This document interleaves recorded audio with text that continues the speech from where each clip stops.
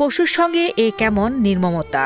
৫ মাসের গর্ভবতী এক গাভীর জিহবা নির্মমভাবে কেটে বালতিতে ফেলে রেখে গেছে দুর্বৃত্তরা। প্রাণে বেঁচে থাকলেও জিহবা কাটার ফলে গাভীটি স্বাভাবিকভাবে খেতে পারছে না। এখন অবলা এই প্রাণীটির চোখ দিয়ে অঝরে ঝরছে পানি। অসহায় প্রাণীর উপর এমন নির্মমতায় হতবাক ও বাকরুদ্ধ স্থানীয়রা। আমাদের বাড়ির এই যে এরকম একটা ঘটনা, গরুর জিহ্বা কাটা দেওয়া হয়েছে। গরুটি 5 মাসের গর্ভবতী। কারণ এটা কি অবস্থা করবে, এটা একটা সুস্থ বিচার চাই। এরকম ঘটনা আমি আর কোথাও শুনি নাই, দেখিও নাই। মঙ্গলবারের দিন এসার নামাজের আগ দিয়ে আমি গেছে বাইরে কলো যাই দেখে জিব্বা হয়ে দিয়েছে। তখন ডাক দিয়েছে তার মারা যে কলো জিব্বা, তার মা লাইট লিয়ে গলিত গেছে, গলিত যাই দেখে গায়ে রক্ত গলি ভাসে গেছে। পরে বলির মুখে সংবাদ দিলে আমি এখান থেকে আসলাম, এসে ডাক্তার লই আইয়া বীজ ব্যথার ইঞ্জেকশন করাইলাম। আমার ওর সাথে শত্রুতা নাই, কেউ যদি করে থাকে এইটার বিচার আল্লাহ করে। এটা যারাই করছে খুব নিকৃষ্ট কাজ করছে, এটা বিচার চাই, এরকম যাতে না হয়। গাভীর মালিক হরমুজ আলী জানান, সন্ধ্যার পরে গরুর চিৎকার শুনে গিয়ে দেখেন গাভীর মুখ রক্তে ভেজা ও জিহবা কাটা অবস্থায়, আর পাশেই বালতিতে ফেলে রাখা জিহবা।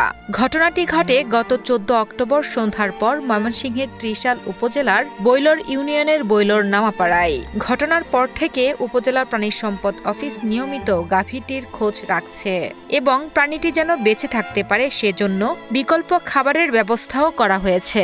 প্রেগন্যান্সি টেস্ট করে দেখি যে প্রায় 5 মাসের প্রেগনেন্ট।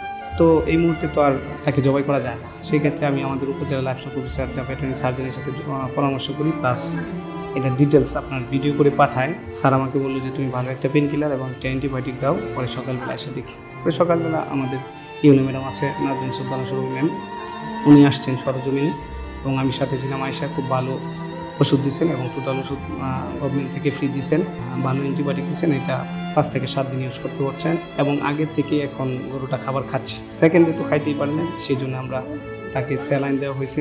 তৃতীয় দিন থেকে সে কিছু ভুসি প্লাস কিছু দানাদার খাবার খাচ্ছে, 5-6 কেজি পরিমাণ। এখন আগের চেয়ে অনেকটা ভালো।